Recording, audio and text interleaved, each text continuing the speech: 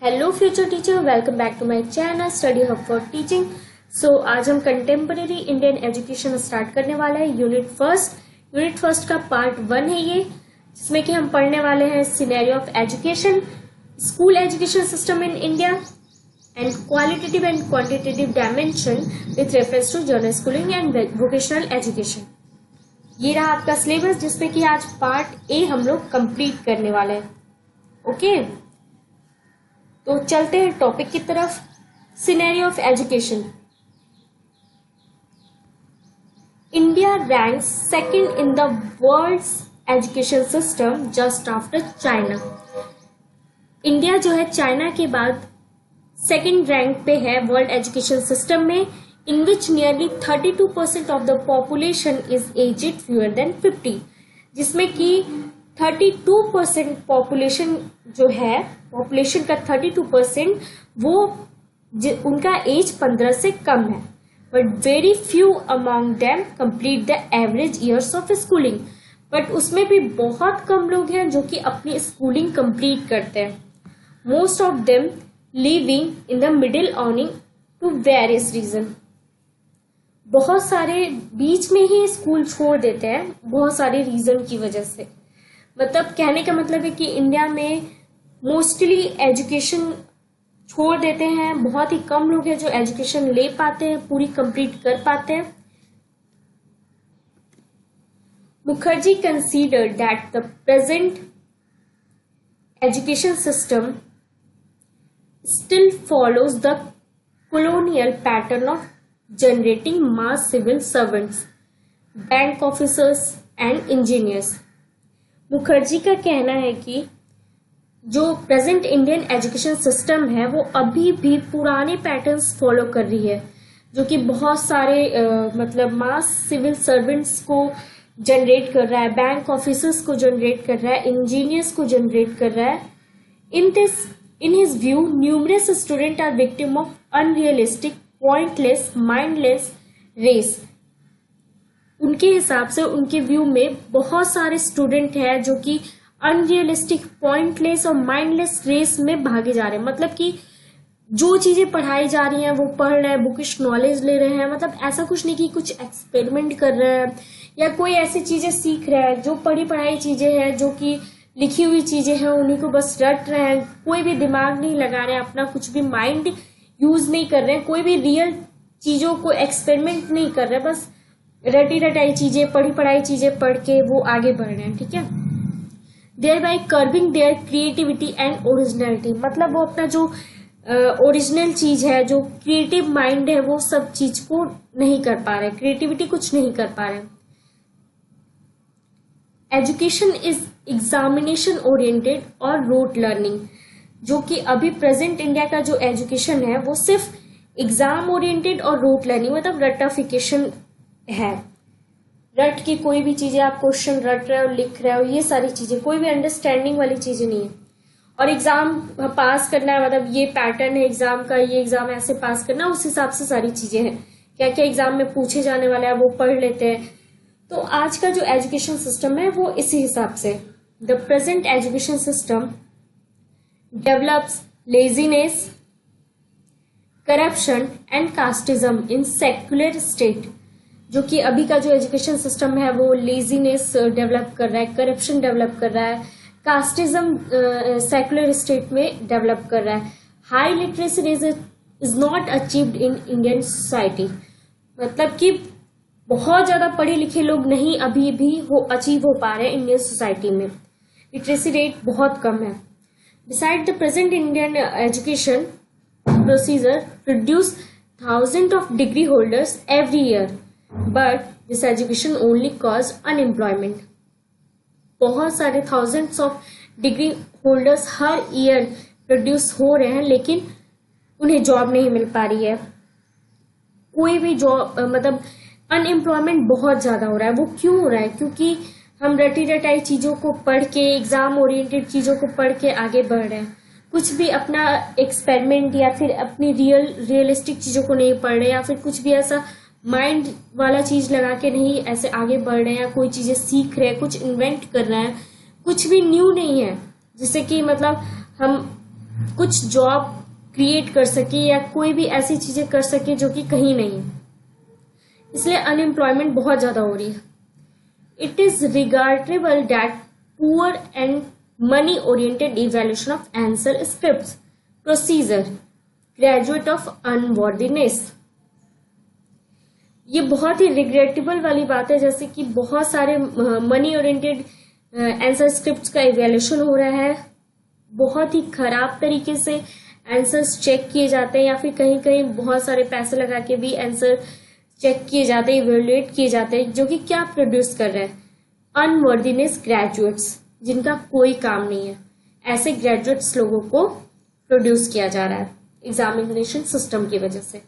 तो ये था हमारा scenario of present India education. Next topic है school education system in India.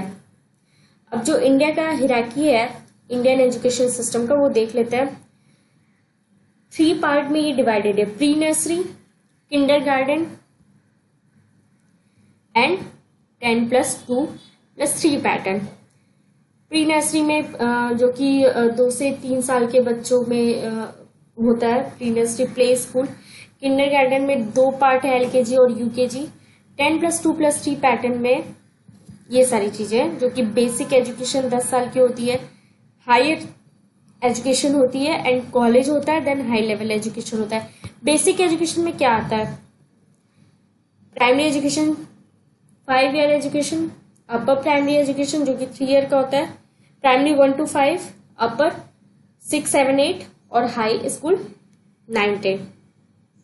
Okay, ये आपका इंडिया का एजुकेशन सिस्टम.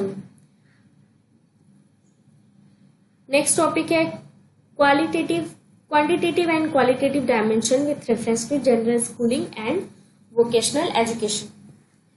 जनरल स्कूलिंग और education. General schooling is initial stage of the education. It includes pre primary level, primary level and elementary education. General schooling comprises 3 levels of education programs. Primary general education क्या है? As a rule, the secondary standard duration is 4 years. 3 part में general schooling होती है, एक primary level, pre primary level, एक primary level and third is elementary education. जो primary general education है उसका 4 साल का ड्यूरेशन होता है. बेसिक जनरल एजुकेशन का 5 साल का ड्यूरेशन होता है एंड सेकेंडरी जनरल एजुकेशन का 2 और 3 साल का होता है.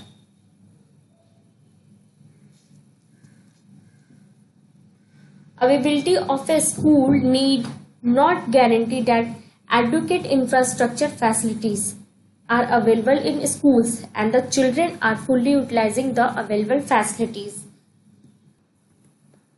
अवेलेबिलिटी जो है स्कूल्स का, इसका मतलब ये गारंटी नहीं होता है कि इंफ्रास्ट्रक्चर भी अच्छा हो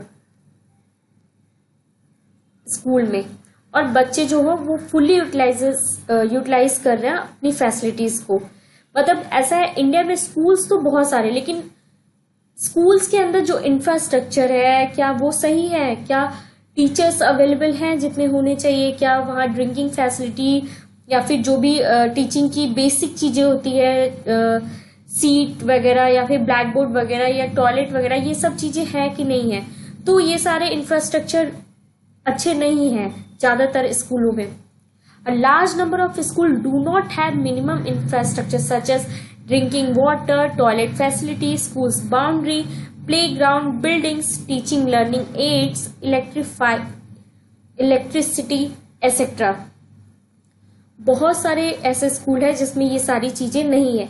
In addition, adequate number of instructional rooms and teachers are also not available in a good numbers of schools. बहुत सारे मतलब ऐसे स्कूल्स है जहाँ टीचर्स तक अवेलेबल नहीं है अच्छे नंबर्स में, मतलब सारे सब्जेक्ट के सारे टीचर्स अवेलेबल नहीं है. Vocational education. It includes secondary education, undergraduate level and postgraduate level. ये सेकेंडरी एजुकेशन के अंदर आता है, जिसमें कि अंडर ग्रेजुएट लेवल और पोस्ट ग्रेजुएट लेवल पे आता है। Vocational education in India refers to vocational courses offered in school class 11th and 12th। ये एक आपका मतलब कि एक्स्ट्रा में एजुकेशन होता है जो कि आपको ऑफर किया जाता है क्लास 11th एंड 12th में। Vocational courses are offered under a centrally sponsored scheme which is known as vocationalization of secondary education. In vocational education program, VEP was started in 1976 and 77 under the program of vocationalization of higher secondary education in general education institution. ये 1976 में start हुआ था ये programme. It's purpose is to enhance individual employability, reduce the mismatch between demand and supply of skilled manpower and provide an alternative for those pursuing higher education without particular interest और purpose. ये जो आपकी employability है उसको enhance करता है, demand और supply के बीच का जो मिसमैच है उसको रिड्यूस करता है। ये स्पेशली आपकी एक ऐसी क्वालिटी को इम्प्रूव करता है जो कि मैन पावर मतलब कि एक स्टूडेंट को एक स्किल प्रोवाइड करता है, जिस स्किल के थ्रू आपके पास एक अल्टरनेटिव ऑप्शन रहेगा किसी भी एरिया में जॉब करने के लिए। ठीक है, तो आपका अगर कोई ग्रेजुएशन लेवल कर रहा है उसमें इंटरेस्ट हो या ना हो, लेकिन ये एक अल्टरनेटिव सब्जेक्ट आप सिलेक्ट करके कोई भी जॉब पा सकते हैं। उस एरिया से इंटरेस्ट लेके उस एरिया में आप कोई भी जॉब पा सकते हैं। In the present era vocational education training and skill development thus has to become an integral part of our general education system। ये आज के जो प्रेजेंट इरा में है ये बहुत ही मतलब स्किल्ड एंड ट्रेनिंग डेवलपमेंट है जो कि इंटीग्रल पार्ट बन गया है जनरल एजुकेशन सिस्टम का। ठीक है, तो आज का हमारा टॉपिक फर्स्ट पार्ट एक कंप्लीट हो गया है। कल मैं second part quality concern for the education institution पढ़ाने वाली हूँ। सो